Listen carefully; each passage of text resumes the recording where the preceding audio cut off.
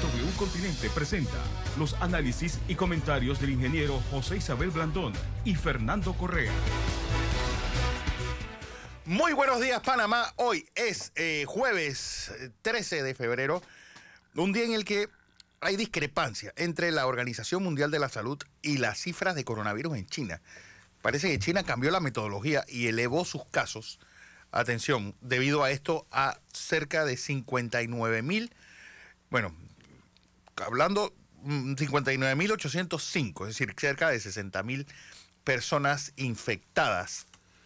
Esto el día que el gobierno chino decide, pues, tanto al gobernador de la provincia de Hubei como a las autoridades de la provincia de la ciudad de Hunan, pues fueron cesados hoy por parte del gobierno chino. Así se resuelven los problemas en China. Que se den el cuento. Para que sepa quién manda. Y que agradezcan que no lo fusilaron al otro. Y le cobran la bala. Y le cobran la bala a los parientes. Buenos días, Fernando. Buen don José. Buenos días a toda nuestra audiencia. Buenos días a todos los que nos siguen en radio, en la televisión. Jueves 13. Ahora le contamos porque esta fecha es importante para los panameños. Un día como hoy nació Omar Torrijos Herrera, allá por el año de 1929. Cumpliría 91 años. Ahora le hablo un poco sobre este panameño. Vamos a comenzar por coronavirus. Sí. Fíjese las cosas cómo están pasando. El director de la Organización Mundial de la Salud decía ayer que las cifras que se estaban teniendo, oficiales, estamos hablando de cifras oficiales y cifras que están surgiendo a la velocidad en que los acontecimientos se están dando, implicaban que la epidemia de el coronavirus, que ahora ya tiene nombre, recuerde que se llama el COVID-19, esto estaba bajo relativo control. Seguía siendo un problema. Había casos y no había que bajar la guardia. Por primera vez no le ponen el nombre de la ciudad donde se da el primer caso. Sí, primero vez. Una de las pocas veces. Una de las pocas veces. Bien. Entonces tenemos una cifra que es que a la fecha en que él da este informe, se habían subido los números de muertos a 1.367 personas y el número de infectados por encima de 48.000. Por encima de 48.000 es cualquier cifra, pero él dijo por encima de 48.000. Tenemos información de otras fuentes que indican que podría estar cerca de 60.000 los infectados. El gobierno chino cambió la metodología y es lo que están... Pero la tasa de mortalidad se mantiene entre el 2,2% y el 2,8%. Esa es la cifra entre las dos cifras que manejamos en extremos. Lo cierto es que él sigue siendo un problema de salud pública. Ayer escuchaba al doctor Pascal, y hoy aparece también en Metro Libre, una información que dice que el clima nuestro tropical hace casi imposible que el virus pueda subsistir. No aguanta en calor. No aguanta el calor. Esto parece ser que en América Latina no ha habido... Por eso, ni en África. No ha habido casos. Bueno, no ha habido en el hemisferio sur. No nos olvidemos que el hemisferio sur está en verano, sí, pero que está en un barco en Japón. En Japón. En el barco ese turista que hay en Japón, donde hay más de 5.000 personas, hay 268 ya infectados. Y si eso sigue allí, va a haber más infectados. Claro. Entonces, sigue siendo un problema de salud pública que tenemos que manejar y aprender a manejar. El Ministerio de Salud ha desarrollado un protocolo para manejar esta situación, incluso un protocolo para la gente que viene de áreas infectadas, en donde usted, cuando entra ese que viene del extranjero, usted firma un documento en donde usted autoriza al Ministerio de Salud a darle seguimiento a usted que está afuera, a través de médicos que irán a visitarlo, teléfonos que usted debe dejar de conexión. De manera que el Ministerio de Salud de nosotros está dándole seguimiento a esto en forma diaria y está generando. Usted preste la atención, sobre todo la que se va para los carnavales, en que la gente se le ocurre estar tuiteando pendejadas que no son ciertas. Sí. Usted preste la atención particularmente a lo que diga el Ministerio de Salud. Yo quisiera recomendar al Ministerio de Salud, porque recuerde las temporadas, desde que es viernes de la próxima semana comienza la locura. Desde el jueves la gente ya no, comienza la locura, comienza la gente a escribir, todo el que se le ocurra una torpeza lo escribe y entonces comienzan a y pululan los... Y los retuitean y retuitean y retuitean. Una cosa importante, miren la repercusión que está teniendo este coronavirus.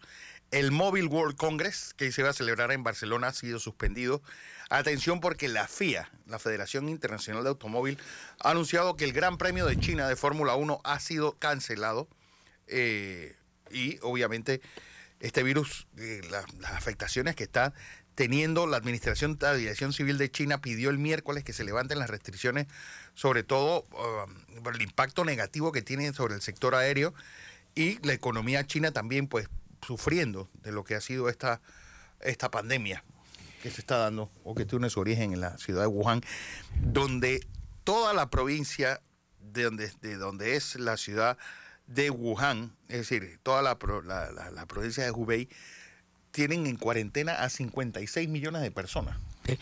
Yo lo quería sugerirle al Ministerio de Salud, Fernando, que precisamente porque está entrando información internacional, no solamente, yo sigo a la Organización Mundial de la Salud, porque no pierdo mi tiempo, está mirando periódicos, yo veo al CDC, a la OMS, veo lo que dicen las autoridades de China, lo que están diciendo las autoridades de salud pública de los respectivos países, porque los medios, como todo, se publica cualquier cantidad. Entonces, con nosotros vamos a entrar la próxima semana, en la semana de carnavales, y la verdad muere totalmente. Entonces es importante que no solamente nos den la información de cuántas personas fueron afectadas por accidentes de tránsito, por problemas de intoxicaciones, por cualquiera sea la razón, sino que nos estén informando sobre el comportamiento de todo esto que está ocurriendo, de salud pública. Si uno entra, me llamó la atención también, si uno entra al Twitter, a la cuenta de Twitter de la OPS, la Organización Panamericana de Salud, está concentrada básicamente en el dengue. Porque es que más... 3 millones de afectados en América Latina el año pasado de dengue. No, y por ahí viene el dengue y viene el ANTA. El ANTAX y está también todos los resfriados que vienen en este periodo de causado por el cambio de... ¿no?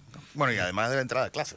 Claro, entonces siempre provoca... Yo creo que particularmente en estos días el Ministerio de Salud deberá activar sus líneas oficiales y particularmente las redes sociales del Ministerio de Salud y hacer una campaña de que preste la atención. Nosotros le vamos a ayudar al Ministerio de Salud, preste la atención a lo que digan las autoridades de salud. Exacto. Y no esté difundiendo rumores. En este momento en Panamá no se ha detectado ningún caso de yo creo que habría que decir COVID-19. Yo creo que habría que decir, en América Latina no hay ningún caso de COVID. Hay un argentino, pero estaba en un barco en Japón. En un barco, por eso está ahí. Por eso está ahí. No ha salido ni en América Latina, sí ha salido en los Estados Unidos y Canadá. Bien, dicho eso, el efecto de todo esto sigue siendo una desaceleración, o puedo decir, una aceleración de la desaceleración. Al disminuir el nivel de comercio, se va a producir una caída en el crecimiento global. Exacto. ¿Eso nos va a afectar a nosotros? Sí, nos va a afectar a nosotros. De hecho, cuando usted mira el comportamiento del precio del petróleo, a pesar de que en el mercado bursátil, o sea, en el mercado de valores, las acciones están subiendo vertiginosamente, en los Estados Unidos particularmente, ayer casi cae un 1%, está casi en 29.600 las acciones. El petróleo se mantiene en el borde de los $50 el barril. Es uno de los rangos más bajos de los últimos meses. Y rozó los 49. ¿Eso por qué nos debe preocupar a nosotros? Por dos razones. Nos debe interesar, vamos a leer la palabra más correcta. Uno, porque al bajar el petróleo, bueno, bajará el costo del combustible, bajará aquí, pero baja por centavo. Lo más importante es que esto hace que otras rutas comerciales sean más rentables que nosotros. De transporte marítimo, más que el Canal de Panamá. Recuerde que el Canal de Panamá está doblemente estresado en términos de costos, porque nosotros aumentamos las tarifas. Bueno, el petróleo ahora mismo, el Brent a 55.26. Mire, cayó de 60 y tanto. Y el Texas 51.10. 51.10 y el New York estaba en 50 algo. Cuando usted mire, nosotros compramos en el Texas, ese es el WTI, ese es el que nosotros usamos para referencia de los precios. Pero estaban en 58, fíjese la caída que han tenido. Y esto se explica mucho por el proceso de desaceleración global. Claro. Global. Bien. Sí, llegó a estar a 50,12 centavos. Sí, Hace 3 días. rozó, cuando usted va el precio del interdía, usted se va a dar cuenta que en un momento bajó a los 49. Bien. Y en mayo estaba a 68. Ahí nada más tiene lo que le estoy hablando. Bien. En el marco de esta situación, fíjense algunas cosas que están ocurriendo. Ayer yo le hablaba a Fernando si había visto la película Parásitos. Sí. Estuvo muy poco tiempo en cartelera, pero sí. Y esa es una película que refleja un poco lo que es el sistema económico mundial, la desproporción que existe entre los que tienen mucho y los que no tienen poco. Y siendo Corea del Sur, porque esta es una película de Corea del Sur, una de las 15 economías más desarrolladas del mundo, que tiene la mitad de su población en grados universitarios. Bueno, aquí se demuestra la pelea entre los Kim y los Jong, la familia que tienen y las que no tienen, y refleja con toda crudeza este fenómeno. Que no solamente, y José te lo comentaba el otro día, no solamente la película, sino que Corea desde hace tiempo nos está gritando que algo está pasando allí y lo está pues moviendo culturalmente. ¿Se acuerdan la canción del Gangnam Style? El Gangnam Style era eso. Un chico de un barrio bueno que se hacía pasar por un maleante, por un barrio peligroso de Corea. Así que, es decir, algo está pasando socialmente en Corea del Sur y ellos nos lo están diciendo a través de la cultura. Y es que está asociado esto a que donde más se siente, y no solamente se siente aquí, se siente en los países desarrollados. Si usted lo mira en los Estados Unidos, que es la economía de mayor desarrollo en el mundo, en todo sentido, la mala distribución de la riqueza, usted ve la clase media y baja norteamericana y los jóvenes norteamericanos están endeudados. Por una deuda que parece eterna. Y quienes se han hecho multimillonarios en infinito son los multimillonarios que incluso no pagan impuestos. Porque este sistema está diseñado para que la presión tributaria esté en precisamente en la fuente de ingresos. Y en los consumidores. Y además, en la otra presión tributaria está en lo que usted consume. Entonces, usted está presionado dos veces. Primero, porque los impuestos usted los paga en la fuente de su ingreso, que es su cheque, ahí se lo descuentan y cambio y fuera. No puede, los otros, que son los ingresos corporativos, no pagan impuestos. Y tienen excesivas dietas multimillonarias. Y entonces, esta distribución que se expresa en los Estados Unidos, se expresa aquí, se expresa en Corea del Sur, es parte de lo que esta película intenta presentar. Y no por algo quedó como la película que ganó. No solamente la mejor película extranjera, mejor película del año y mejor director. Es decir, el triplete de los premios más importantes de este año. Sí, trate de ver esa película. Trate de verla porque... Ojalá los cines la vuelvan a pasar, porque estuvo muy poco tiempo en cartelera realmente. Y éramos muy pocos los que estábamos en el cine. Bien. Y sobre todo, ¿sabe por qué? Porque como era una película coreana, sí, le llamaba poco la atención a la gente. No, además que es muy difícil porque uno, cuando va al cine... Obviamente, además de los subtítulos, tú le sigues un poco lo que te están escuchando. Pero entender el coreano se hace muy difícil. Es como el turco. Sí, no entiendes nada. Es decir, solamente tienes que prestar atención a la lectura de los cuando usted ve películas, por ejemplo, en inglés hasta en francés tú entiendes algo de lo que está pasando. Pero cuando es turco o es coreano o chino, ya listo. Ahí usted lee. Un número que también nos debe importar atención porque otro que ha caído y cayó en su precio ayer fue el del cobre. 2.7%. La caída del cobre e incluso en el último mes pues tiene una caída también interesante. Ahora, ¿por qué nos debe interesar a los panameños saber el precio del cobre? Bueno, porque hay una mina de cobre en Panamá y gran parte de las expectativas de crecimiento de este año están sobre la base de que este será el primer año en que Minera Panamá va a trabajar los 12 meses del año. Exacto. Y donde cae el precio del cobre, ¿no así? Cae el valor de lo que estamos exportando. Por eso es que en los países de América Latina que vivieron la década pasada de la abundancia y el gran precio de la materia prima, ahora que la materia prima ha caído sustancialmente, Chile en particular, que es el principal exportador del mundo de cobre, siente esto. Nosotros no lo sentimos porque nuestra economía es prácticamente exportación de servicios. Y los servicios tienen precios estables. Precios más estables es la palabra que debo usar. Bien, déme darle una vueltecita por América Latina rápidamente. Fíjese lo que está pasando en Venezuela. Ayer agarraron a un familiar de Guaidó con explosivos. Guaidó llegó a Venezuela. Y uno de sus seguridades no aparece. Y llegó a Venezuela, llegó siendo ultrajado por una horda, porque eso es la forma de decirlo, Sí, de una turba de chavistas que comenzaron a empujarlo y a hacerle toda clase de cosas. Bien, el hombre regresó de una gira exitosa por el mundo. Pero se genera una serie de controversias y en la medida en que esto no tenga ninguna solución, se va a generar más. En España, por ejemplo, Pedro Sánchez, el gobierno de Pedro Sánchez, cambió la categoría de apreciar a Guaidó. Primero, lo reconocían como el presidente constitucional de Venezuela.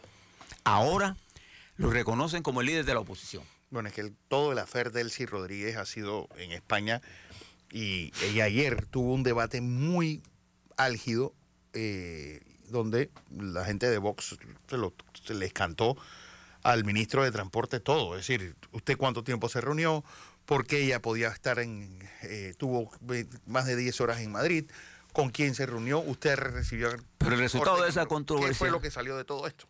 El resultado de esa controversia fue declarar a Guaidó líder de la oposición. Listo, ahora ya, si tú eres líder de la oposición, yo puedo hablar contigo. No olvidemos que José Luis Rodríguez Zapatero está en Caracas nuevamente, su visita número 39. De verdad que en Venezuela hay un proceso en desarrollo con contradicciones muy propias de la situación general que hay en Venezuela.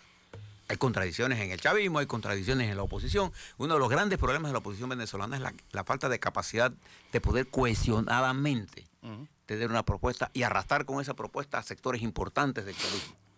Han hecho intentos, pero no han sido...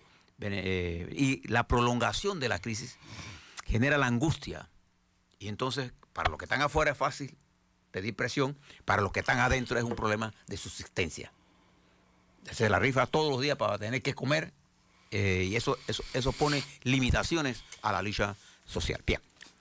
En Bolivia se confirma que el MAS y sus aliados ya han inscrito todos sus candidatos, a pesar de la presión, han inhabilitado a 300 candidatos. Sin embargo, no han podido inhabilitar a Evo Morales para poder como senador. Senador, exactamente. De manera que hay una pelea y no tengan la menor duda que antes de que vengan estas elecciones habrá más presión para impedir que Evo Morales gane la presidencia. El problema es que la oposición boliviana está dividida en la primera vuelta.